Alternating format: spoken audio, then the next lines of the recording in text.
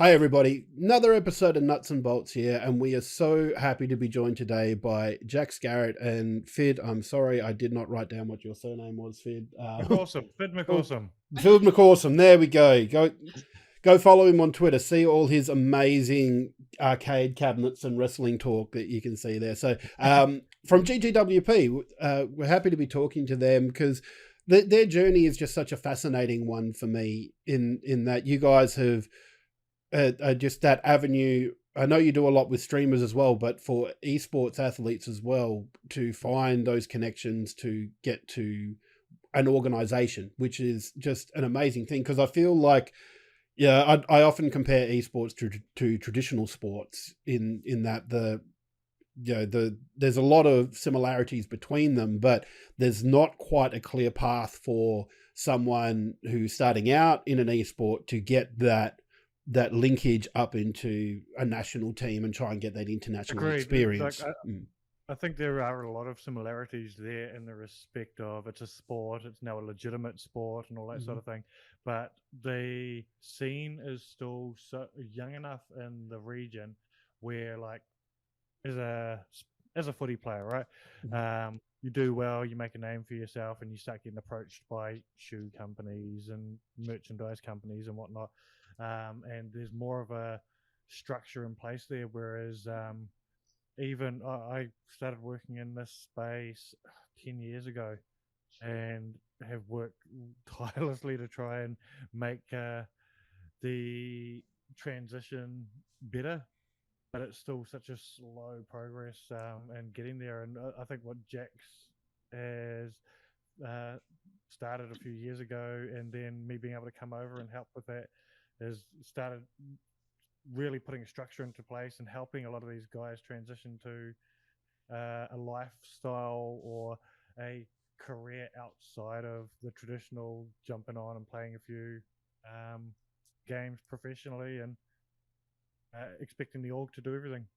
Mm-hmm.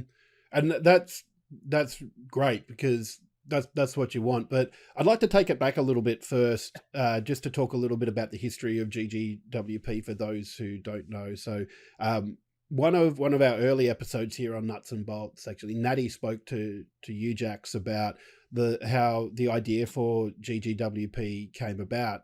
Would you be able to give us just like a quick, brief rundown of the inspiration for it, and even a little bit of back history of where you are now as well? Yeah, for sure. So GGWP Academy came about because my son went to 3 Pokemon World Championships. And throughout doing that, he was signed to a couple of esports orgs who, looked after him, got the jerseys, the travel and everything else, and also attracted some sponsorship and got to represent overseas at the age of 9. So, just a really early sort of a experience in esports, and probably not your typical esports like CSGO or COD or, something else.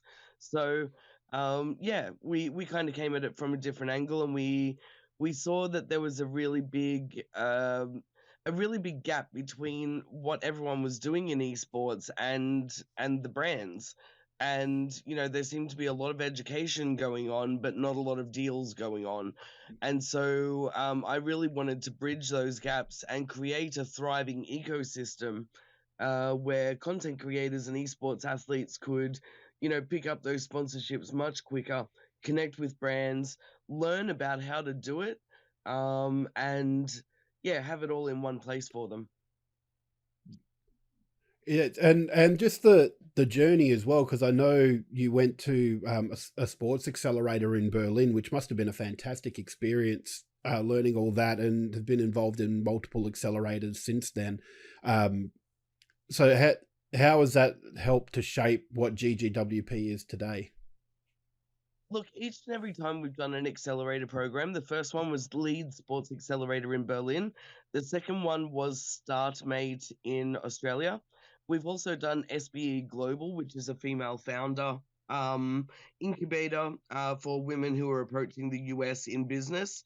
So we've done a couple of these different accelerators. We're also a part of the Austrade San Francisco landing pad. and we're actually headed to San Francisco next month.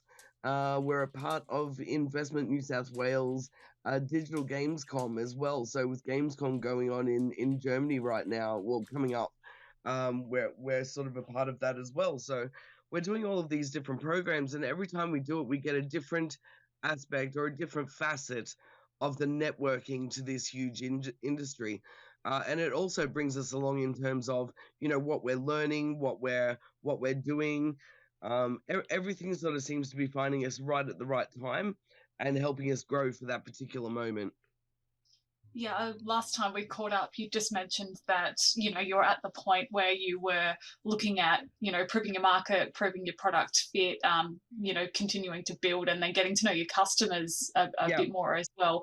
I'm not sure if you could speak to specifically understanding your customer base over the last kind of 12, 18 months, if your business has made any changes or updates, especially the esports athletes that might be coming on board with you, and how that's shaping your focus of business.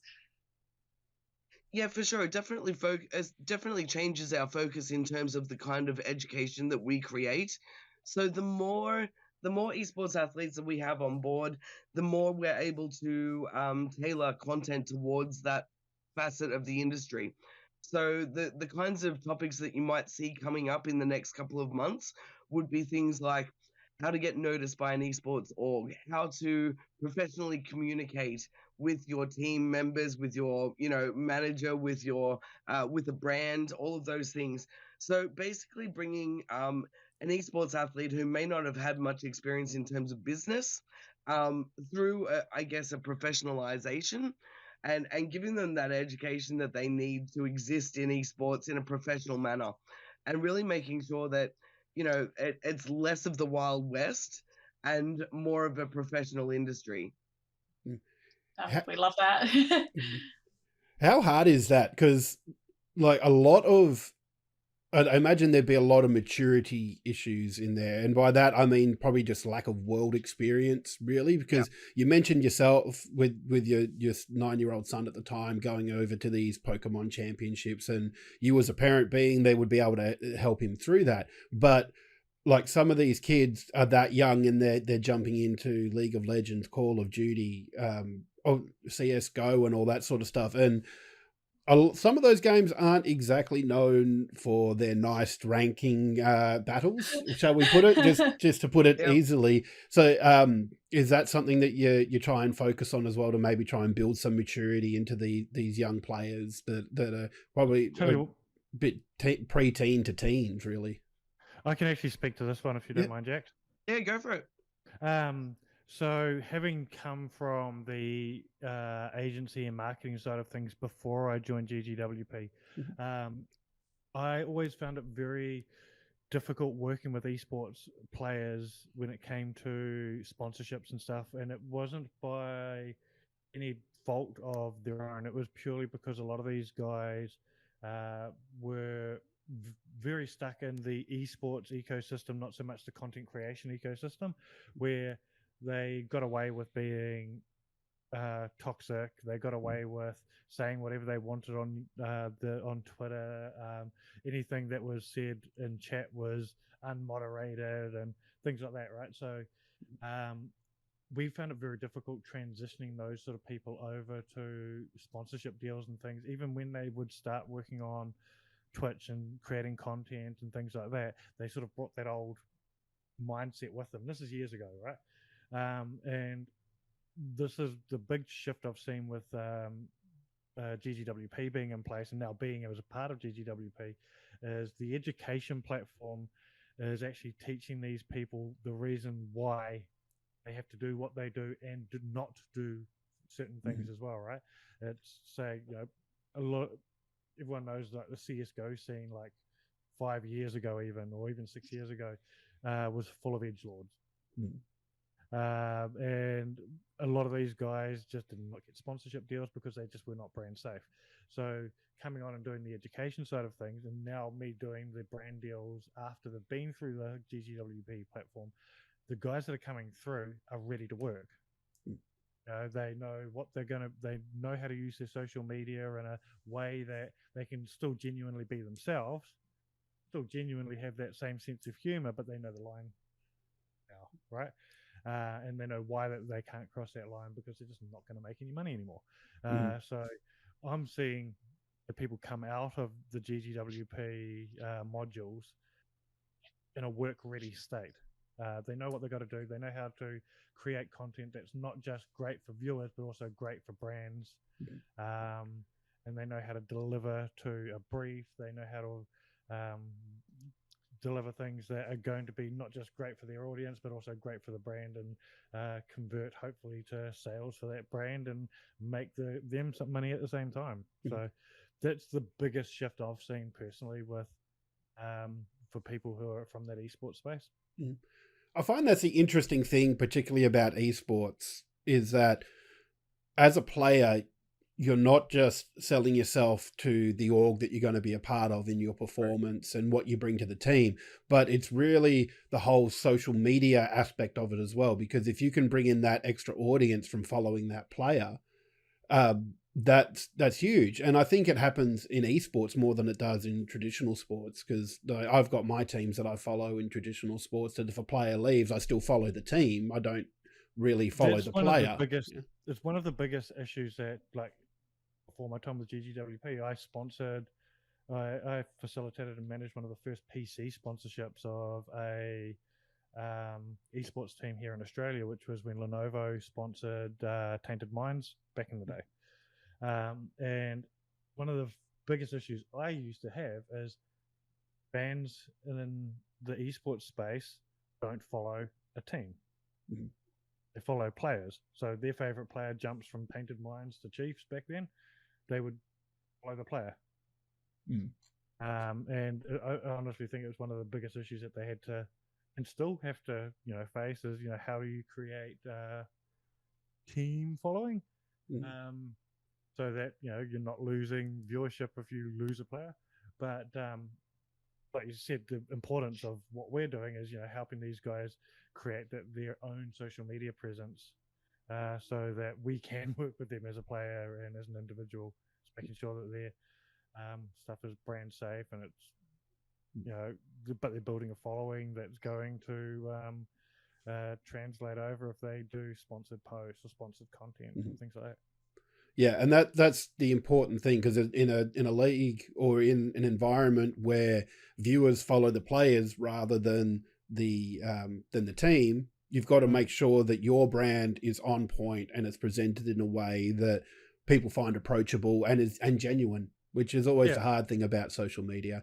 I'll tell you somebody that I can actually speak to on this, and he's probably not going to mind me bringing him up, is I'm going to assume everybody in the chat here knows FaZe Has.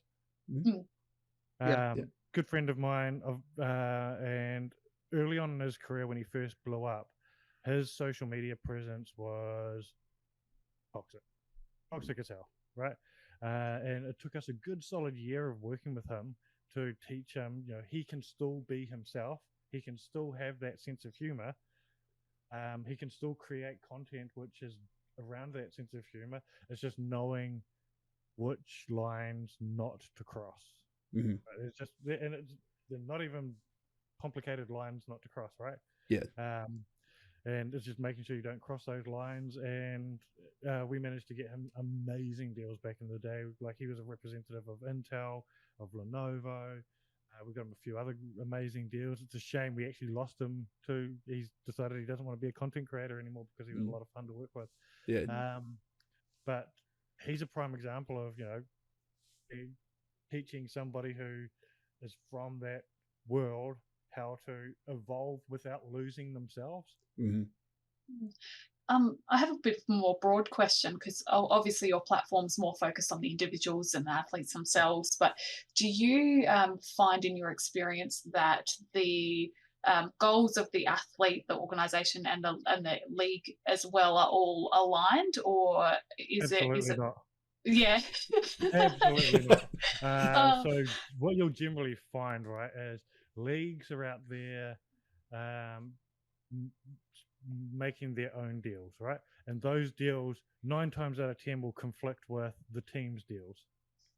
So a good example would be a PC sponsor coming on board for the tournament or the competition or whoever's running that, and then a team having a clashing sponsor. And I've had a situation where the team has been asked to remove their headline sponsor from their jersey.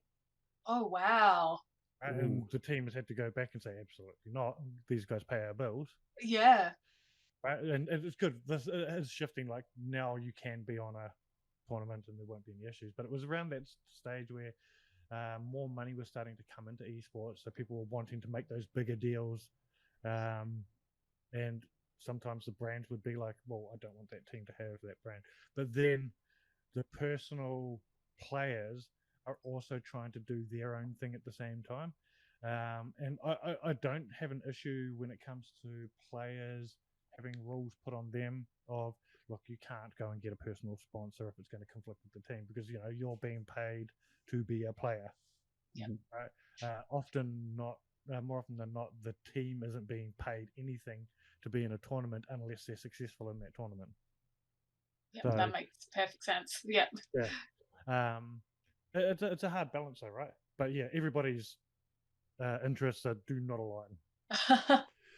It's an interesting, once again, I've only gotten into esports in the last couple of years, but I had a lot to do with particularly the AFL. I followed that for a lot of this Australian football here. And it's interesting that you mentioned the conflicts between the league and the team and the player in terms of sponsorship, because right now, off the top of my head, I can think about the AFL and how they have their Auskick, which is like their real young kids sponsored by McDonald's. But one of the local Australian teams, the West Coast Eagles, is also sponsored by Hungry Jack's, which are two fast food giants, which you'd think that they would be conflicting in some way, but somehow they've managed to do that. So I think, like you were saying, in terms of the league and the team, they can get those agreements there, but also like the player and the team all have to be on the same page, because you're right, a player can't be sponsored by, say, MSI if the team's sponsored by ASUS or something like that. You know? Yeah, correct. It's the same thing that's happened for years, like in the NRL as well, right? We had the Telstra Cup, and me being a Kiwi, I'm going to bring up the Vodafone Warriors. Yeah. They're two conflicting brands. But yeah, I think the only issue was where if one of the players went and signed a deal, they would not have been able to sign to a conflicting telco or whatever. Yeah. It's starting to become a lot more uniform, like the same as sports in that way. But it takes a long time, like especially with the infancy of esports in OCE. Yeah, and look, and the thing is with esports and OCE as well is, I think certain things that have happened over the last few years have slowed down the pace of how esports was growing pre-pandemic. Like we were starting to see teams growing and getting big deals and things like this before the pandemic, and during the pandemic, or even the year before the pandemic, we started seeing less bigger teams because the likes of the guys over at the Chiefs buying up other teams to bring them into their own brand. And once upon a time, that was 3 different teams, I believe, and it's now 1. Yeah. Yeah, and especially coming in now where we're heading towards a recession, like you've noted that overseas, a lot of the bigger esports orgs have started diversifying. Like one's become a holding company, another one is branching off more into like content creation, although even those have started to contract now as well, because those additional little bits are usually the ones that get cut first. But it is exciting to see GGWP actually growing. Like, I think when you spoke to Natty, the 18 months ago, I think you had 5 people on board, I think, as part of your staff. That would have been before my time here, Jax. Yeah, I would say that it probably would have been, or around the time when you were just coming on, maybe.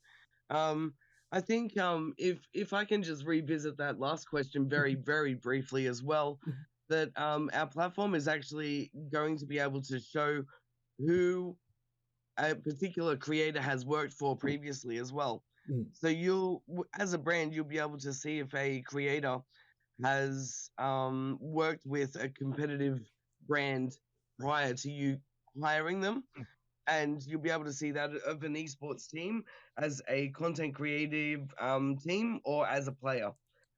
So that will sort of, I guess, at least help the brands navigate that aspect just a little bit more.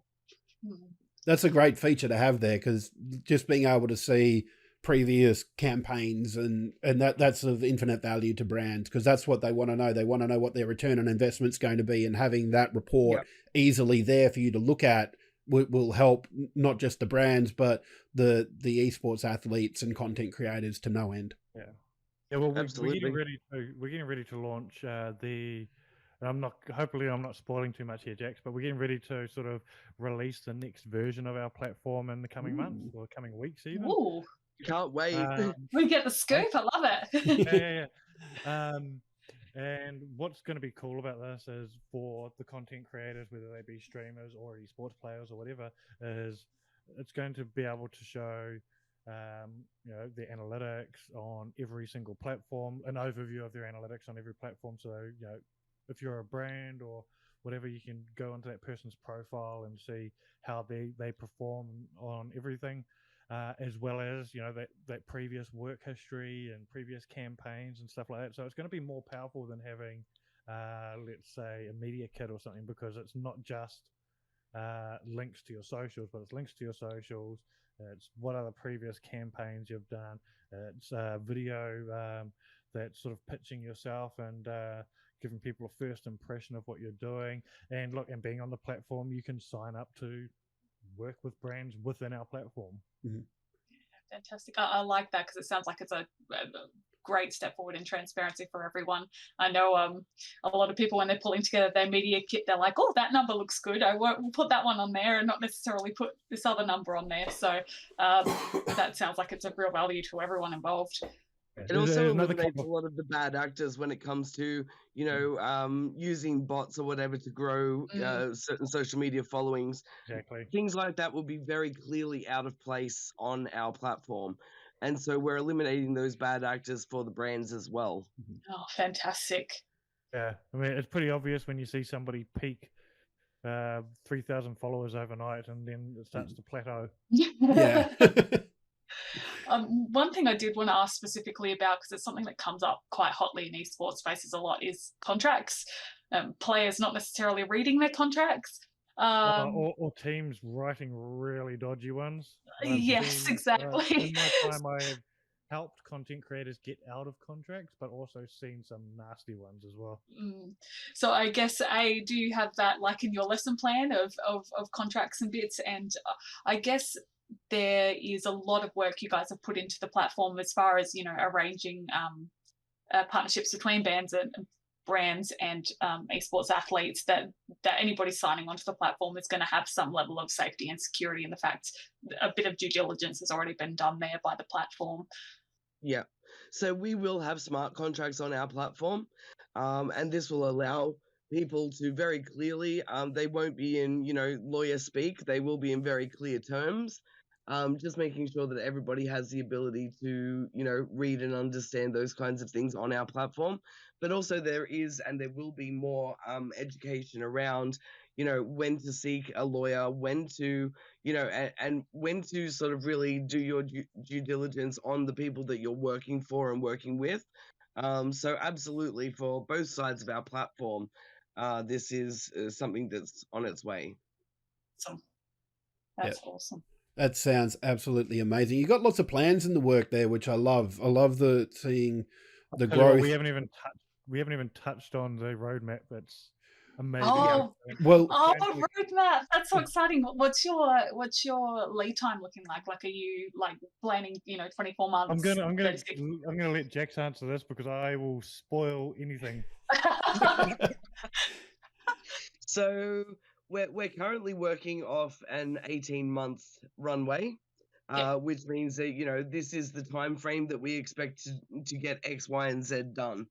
In that time frame, we expect to automate the entire process so that the marketplace of our of part of our platform is completely automated. The payments happen on there. All of the searching, the brand has their own experience of the platform as well. But we've made the profile of the creator almost like the central part of your experience on the platform going forward. So it basically means that your profile on GGWP will become like your link tree, only much better, only much more in depth, and really sort of selling you as as a media kit should. So it kind of replaces your link tree and your media kit all at once in that respect. So really looking forward to just getting that all happening. Yeah, ideally we should be able to get to a place. Well, this is my own ambition, right? Is that when you're talking to a brand, that they'll say, "Oh, send me your GGWP link, and I'll have a look." Yeah, Yes. amazing. So GGWP coming synonymous with brand partnerships in the digital space. Yeah, love That's it. We should be the companion app for anyone streaming on Twitch, Facebook Gaming, YouTube. We should be the other app that you have. Mm-hmm. Yep, that just all this sounds so amazing, and especially with your plans. And I did see that you got plans to expand into the US as well, which must be a huge market to get that hold in just there. Well, we've already got about 65% users in the US now. Oh, So wow. Oh, wow. We So went global that's from huge day already. one. Yeah. Yeah. That's crazy. So the bit of pre-reading I did sort of said that you were expanding, but I didn't realize you'd already expanded. That's Looks just like we did that. yeah, that's it. Yeah, Was that an my reading's a intentional little bit plan? out of date. Yeah. The expansion Yeah. side of things, and on that side of the pond at the moment is more. We're looking to grow out the marketplace side of things over there at the moment. We've got an amazing pool of content creators, and as Jack said, 65% of our content creators are from that area of the world now. So I've spent the last year and a half, focusing pretty much on Australia, New Zealand, and Southeast Asia, and now's the time that we're pushing into the US and the UK and Canada at the moment. So getting more of those brand deals for that huge pool of content creators that we've got over there that are just ready to work and they're already trained up. Yeah, I'll be in San Francisco and LA for all of next month, basically looking for brand deals, speaking with brands in the US so that we can put up some US gigs, which would be exciting for the users who are already in the US. Yeah. So for any of your US listeners that might be on our platform, it's all coming and it's going to be awesome.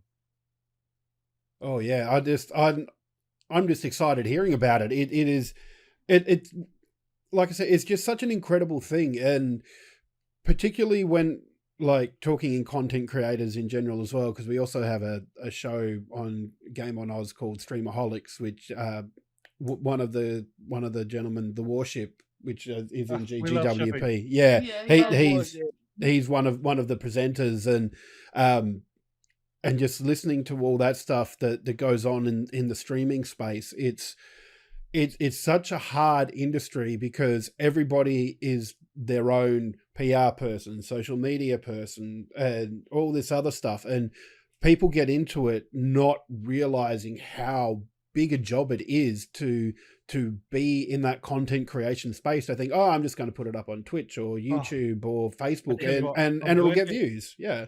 I'm glad you bring this up. There's a lot of damage was done about 4 years ago. I think it was Sydney Morning Herald wrote an article, and I think it was even like front page of their website, which was people are making upwards of $100,000 a year by playing games at home, and this is how you can do it. Yeah. Right? And the article basically said, if you can play video games and have a computer, then you could be making $100,000 a year. And I wish we got our link at the end of that article. But the thing is, I actually had to write an article in response to it, and I think I called the article in response to Sydney Morning Herald's claims, which was basically saying exactly that: is as a content creator, you are not just a gamer. You are the talent. You are the producer. You are the editor. You are the PR person. You're the manager, you're managing timetables, you're dealing with brands, like all of these things, right? And you're essentially a one-man team for the majority of the first 2 to 3 years of your So, for the first 2 to 3 years of your career, because it takes around about that to blow up, unless you're very lucky and you blow up overnight. And then you can hire someone to start helping you do all those things. It's a lot of hard work, and I've seen a lot of content creators not balance that well at the start of their careers, and it's exactly what we're trying to help people do, right? Is learn how to do all this thing in an efficient way and still learn to give themselves some time. Yeah. And that's it. And just the burnout is real. It's such a hard slog. And like we get back to likening it to the sports industry, but I also liken it to acting, because you can say these people earn 6 figures doing this, but they're like the top 0.5% of streamers that do it. And it's the same with actors. It's the same with traditional athletes. Even those that, like, we've just had the Commonwealth Games recently, a lot of those would have to have a day job as well, because a lot of those Olympic level people are still going and working a day job Yeah. between stints at the Olympics or whatever. Yeah, sorry, go on, I Jax. think one of the key things that you just mentioned there about the top, 0.001% or whatever, it's actually in my pitch deck when I speak to investors and I talk to them about, this being one of the major problems about, the creator economy or, esports becoming mainstream and everything else, I think is the problem that it's still only that top 1% that are getting paid. And what we actually set out to do, and what one of our main missions is to really democratize the way that, monetization happens in gaming and esports. So that it basically means that we're bringing on smaller brands to work with small creators, mid-tier with mid-tier, large with large, so that there's a thriving economy no matter what stage you're at, basically. And we just want to make sure that there is the opportunity to, to turn this into a career for everyone, so that you can start out with those affiliate deals, contra deals, but then move quickly into those small paid deals and not have such a big gap between the two. I mean, literally, in the last 5 days, I've signed contracts with 5 content creators who this time last year were taking free deals, right? Which is fine. Awesome when you're starting. But these guys just signed $500 a month deals, and it's their first paid gigs, right? Is it enough to sustain a career off $500 a month? No. But that's that next stage, and it's $500 a month is enough to sort out a few problems, right? I would love to know how many first checks, so to speak, we've done in the last year.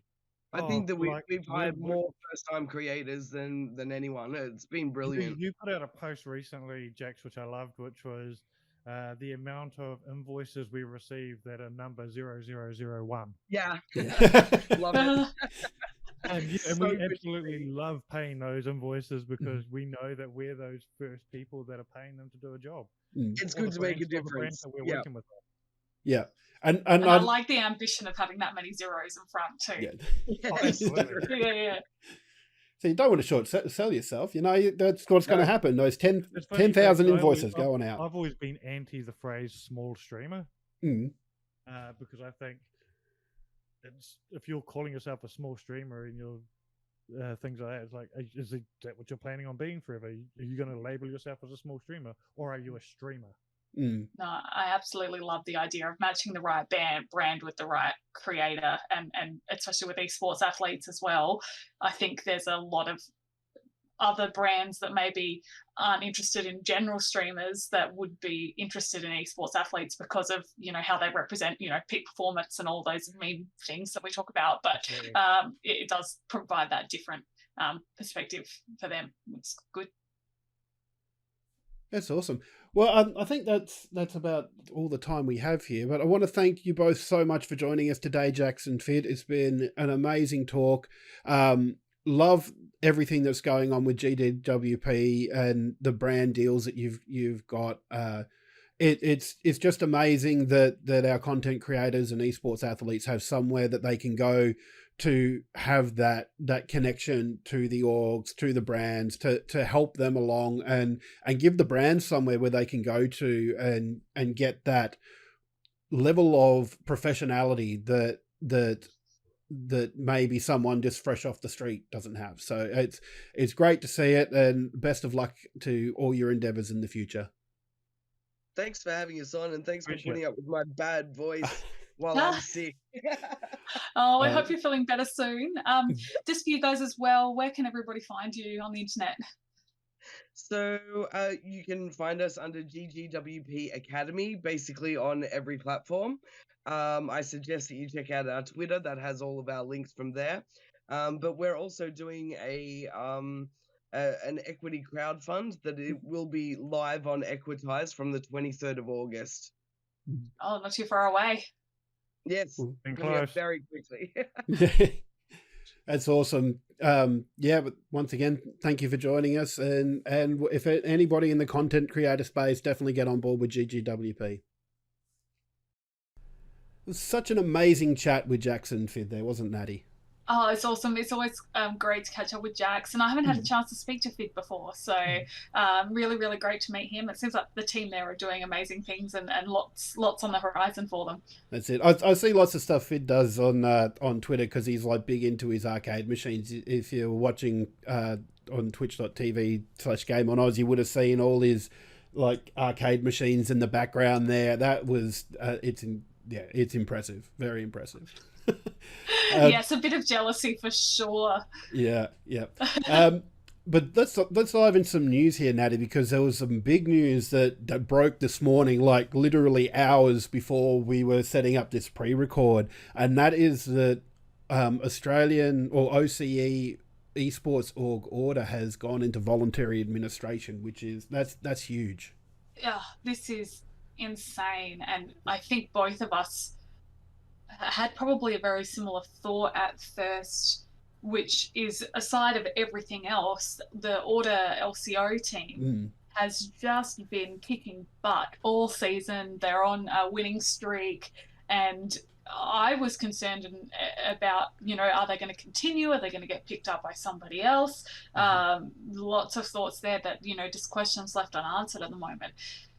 That's it, yeah, because like the players themselves, like looking at the article that was written, the Order staff were stood down on Monday. The Order game happened Monday night, but the team wasn't told until Tuesday. So that's huge. Like just it's very sad, and I'm hoping because they're looking for some investors or maybe to sell some stuff so that they can keep going.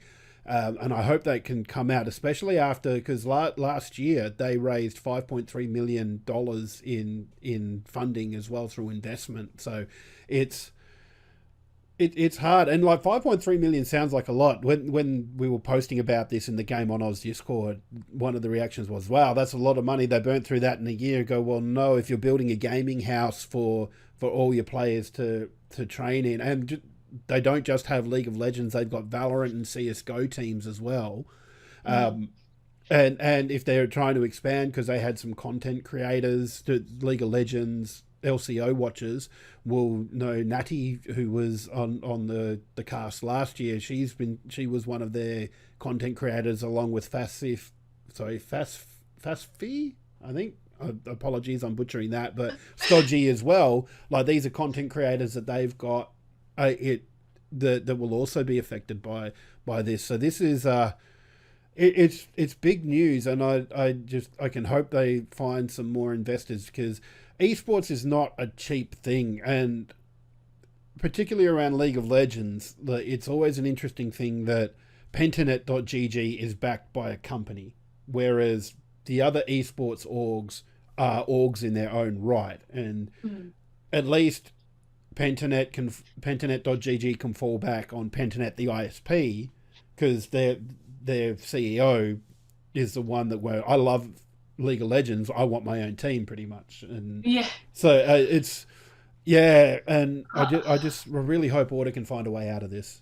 Yeah, I mean, obviously, the majority of things we can talk about at the moment is speculation. We're not going to delve into that too much, but I did like the Esports article that was put together by Isaac McIntyre, who was talking about, there is a little bit of a trend that some big Aussie brands have been closing their doors over the last few years. Athletico, and in the esports space, Avant Gaming, Legacy Esports, Tainted Minds, and I would be very worried about this being a trend, that esports orgs have not been able to make their prosperity over the last few years work for them and be able to make it financially stable in some capacity. It's obviously a really difficult situation with COVID and the recession as well hitting on top.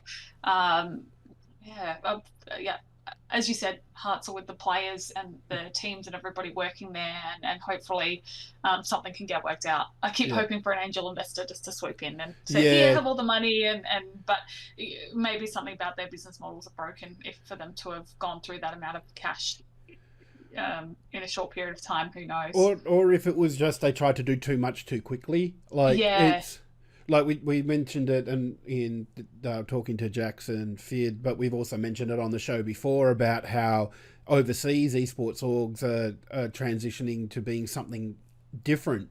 So they've got a way to make money that support the esports teams, which really I think, particularly in OCE, because it's still such a small market share. Let's talk about this. Normal LCO match nights get about 2,000 viewers. Even the playoffs this week were, I think, maybe got close to 10K viewers. When you talk about something like the AFL or NRL Grand Final, where millions of people watch it, or even you want to go a step further, the Soccer World Cup or the American football Super Bowl. The amount of eyes on that, there's still a long way to go for esports orgs, and maybe in the short to medium term, this is something that they have to look at in finding other businesses or other revenue streams to support that, to fund the teams. Yeah. Yes, it's a difficult situation, for sure. And like you said, this news I only just broken, so there's probably a lot of speculation that go along with it, and we try not to. And I know myself, I'm guilty of dipping into speculation sometimes, but it's when it's revolving around people's livelihoods, we'll try and step gently. And let's not forget as well, like the order staff as well, the behind the scenes people that you don't really see too much about, the social media managers, the general admin people that keep stuff running as well. So this is affecting a lot of different people. So thoughts are with order at the moment, and hopefully they can find a way through it. I was just quickly looking at the same article before. They've says that they've had received expressions of interest for purchase. So, well, that's good. Yes, that's good. That's good. Yeah. But anyway, that's that was some breaking news that was happening this morning. But we've also got the LCO to talk about. We do. Monday night we had Order versus PGG in the upper bracket final, which that in itself is going to be interesting given the news around Order that we were speaking about with Jax and Phid. But Order ended up winning 3-2 in that match, but it was very interesting because it was definitely blue side that was ruling there, and it was game was won and lost in draft compositions. And I can't help but think, because Pentanet started on the red side in game one, and then because they lost game one, they had the option to choose red or blue, and they chose red. So I'm wondering, if they'd chosen blue and were able to more draft to their strengths, how that might have changed a little bit. Because come game three, when they chose blue side, they absolutely dominated. Like, Order didn't have a chance in that game. And the fourth game, was closer. But then Order ended up back on blue side on the last game. And it was a tough match. And there was definitely some some chances there for PGG, but Order come out on top, and they go continue in the upper bracket to face Chiefs next week. Sorry, I'm just saying it's really exciting. We're on to the best of fives now. Like, just getting that back and forth is really exciting, just compared to the regular season, which is just, one team, one match. And seeing how teams respond in drafting as well. Like, you get some different picks come out because you go, oh, we think they've done really well on that. How can we stop that? And like, it's not just a one and done, and then you got to wait a couple of weeks till you play them again.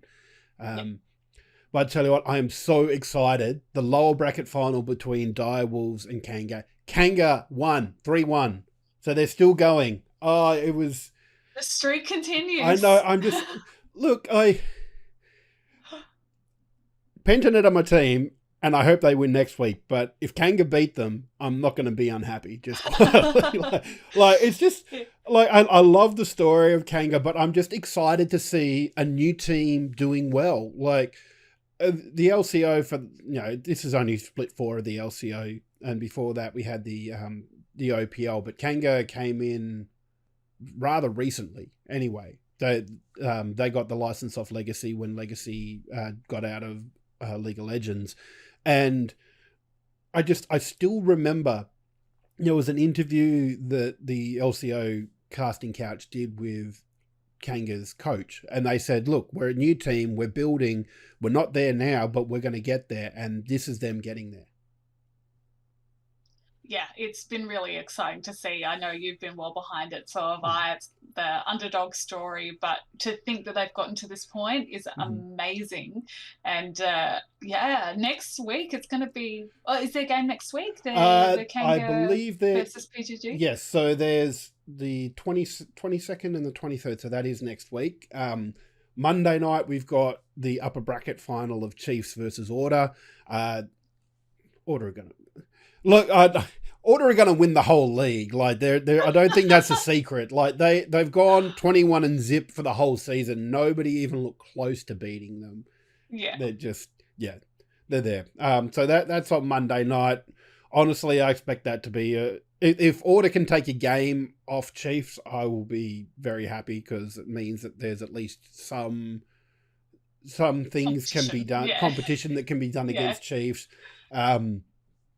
But then on Tuesday night, we've got the lower bracket final between Pentanet and Kanga. So also, I reckon that'll be a banger. I reckon Kanga will be pulling out some stops there, but PGG will be desperate. They know that they're a good team. They've got the ability to get to that grand final at DreamHack. But more importantly, is it these 14? Oh, sorry, I'm just going to look at the bracket because... Oh, yeah, here we go. So we've got the bracket here. I was trying to play in my head because we've got the 2 matches at DreamHack coming up. So we've, of course, got the grand final on the Sunday, but we've also got the lower bracket final there as well. So the loser from the Chiefs and Order game, which, let's face it, it's going to be Order. And just quietly, anybody's free to clip this and can play it back to me if Order wins. But I don't think anybody's expecting Order to beat Chiefs. So yeah, whoever loses from that game will play the winner of Pentanet and Kanga on Friday night at DreamHack as well, on the 2nd of September. So that's coming up so quickly. That's I'm just so excited. Like the whole DreamHack thing is just it's going to be so much fun, and I can't wait to see that.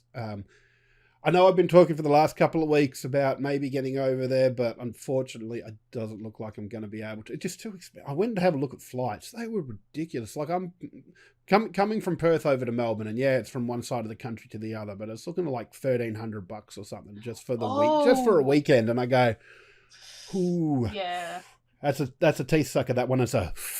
Yeah, ooh, yeah. You need a mysterious benefactor to cover your flights. That's it. Yeah. Anybody want to pay for me? I'll wear their shirts. I'll and fly Natty over as well, so we can all be there. I'll be a bit cheaper from Adelaide. That's it. I was looking at flights for PAX already, and they're not expensive yet, but they're still already past the super cheap point. And I'm like, I should not be putting that off any longer. Yeah, I still need to book a hotel for PAX, so I've got flights. that's done and dusted, luckily. But yeah, I need to get those accommodations sorted. But that's still in the future. DreamHack is closer, so we're so looking forward to that. Check out the upper bracket and lower bracket games next week. Live on Twitch. It's going to be so much fun. I cannot wait to see that. A little bit of World of Tanks news now as well. So last Thursday it was the World of Tanks ANZPL held their draft. It was interesting because looking at the draft order, both Adelaide Action X and Perth Panthers had state picks. So for those that don't know, the ANZPL teams are made up of 7 players, but 3 of those have to be from the state they're named after. So Adelaide Action X. I think Action X also get Northern Territory players included in that. Okay. So if there's any Northern Territory players, they count as their state picks. And so, yeah, you have to have at least 3 players from there. So Action X and Panthers both had one state pick each. And for Action X, they picked up returning player speed with that. So that's a big boost to their roster right there. And Panthers as well, their state pick, they picked up former Melbourne Matildas player Bales, who's back off a year off as well, and back into the game. That's very exciting because he was a very, very good player. So cannot wait to see how he fits into that team. And then for the open draft section where they can pick anybody, Comets had, what did they have? They had 3 picks. Action X had 1 pick, Conquerors 1 pick, and Panthers 1 pick. So Action X picked up Gloucester, who I believe was a B League player. So it's nice to see them making him. I'm assuming it's a him. I'm not 100%, but yeah, he'll be making his debut in the Action X there. And with the demise of the Brisbane Bulldogs as well, there was a couple of their players that nominated for the draft. So Panthers picked up Madhouse, who you might remember from last season was able to get 5 kills in a game. The only player to have done that so far in the ANZPL. So that's exciting to have him there too, joining the list. And who else was it? Conquerors picked up Dark, formerly of the Bulldogs as well. So that's a good little addition to their lineup. Sorry, excuse me for that. And who have I missed? And the Comets for their picks picked up Mendicant, Bias, Stifle, and AVP Marine. So Mendicant, Bias, and Stifle I know for sure have been playing in the B League, which, you know, they've been promoted from the B League, so they had a lot of those B League players come up, but they've reinforced their lineup with a few additional players there as well. Also, it's looking great. The lineup's looking great. Lots of names I recognise, which is cool. Yeah, it's going to be interesting, especially with the likes of Bales and Speed coming back, because both of those are very good players, and seeing what they can bring to their new teams will be amazing. We also had a first for the ANZPL there was a direct trade. So the Conquerors and the Action X traded players. So former Melbourne Matildas player Saxon has joined 3 of his former teammates at the Conquerors. And in return, Action X has got Trax as well. So yeah, that's an interesting thing. So direct player trade right there. Sentinels and Scorpions maintain their roster from their grand final appearances last season, sorry. So yeah, will be once again be interesting to see how they go, because those 2 teams have remained pretty steady throughout the ANZPL life. So it will be interesting to see how they go coming in the season, which starts the 26th of August. So that's next week, next Friday. Whoa, that's come around quick again. Woo. Yeah, man, I feel like the finals were only the other week, but I know they had how long? 6-week break. About that as well, yeah, and they would have been scrimming in there, especially now that they know their full lineup. Although they would have had a rough idea about who was going where, but yeah, it's going to be another exciting season of ANZPL. Can't wait. Looking forward to it. You know what I'm looking forward to the most, I think, is getting back with the player interviews and having a chat with them. So hopefully we can continue on with that this season as well, because it's just, I love analysing the games and going through it with the players and seeing what their thoughts were as stuff was going on. Yeah, it's awesome chatting with the pros and saying, why did you do that? Yeah. Yeah, so what was the decision process here? And usually there is some like big brain play that I've just gone, I didn't even think about that. Yeah, and that's why I'm hard stuck in tier 6 in World of Tanks. But as well, the last little bit of news for this week, of course, the Team Fight Tactics mid-set invitational lineup is now set. It is. It's really exciting. So the mid-set invitational is happening this weekend, 19th to the 21st. So for anybody watching on stream, we've got the list up at the moment, but we got a mix of players that qualified through the Rebel Cup, the Swift Shot Cup, excuse my S's tangling there. And then there was invites from the ladder, snapshots, and the Challenger Series. So all up, we have 3 lobbies worth of players, so 24 players going head-to-head. And for anybody invested in our boy Escher that didn't make it to the last event because he missed it, he was invited and slept through the event. He did make it through the ladder snapshot. So that's good. He'll be there. He's a returning name that a lot of people in the community will know. Keen is back again. We've also got Gidoff and TXE and Angora, but lots of new names as well. So it should be a really exciting event. I just really want to see Huey, Dewey, Louie, just because of their name.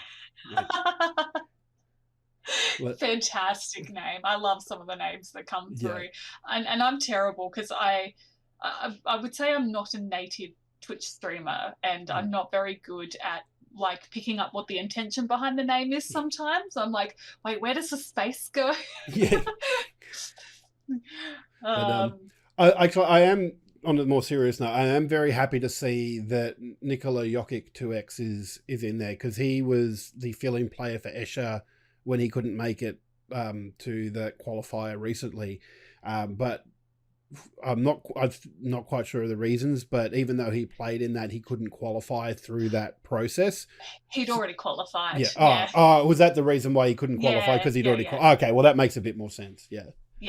But no, it was good. I appreciated they pulled him in because it meant they had somebody that actually was a competitive matchup and wasn't unfairly giving people easy spots to qualify. So very happy with that choice.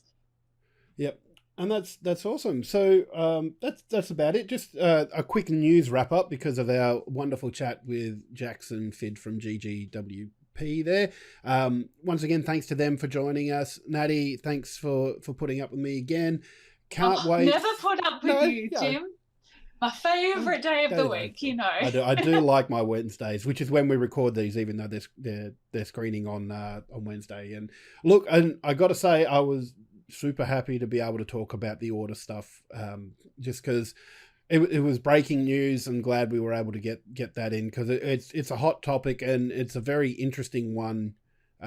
So yeah, no doubt there'll be more to come about that in over the week and see what's actually happened there. But for now, thanks everybody for watching, and we'll catch you next week.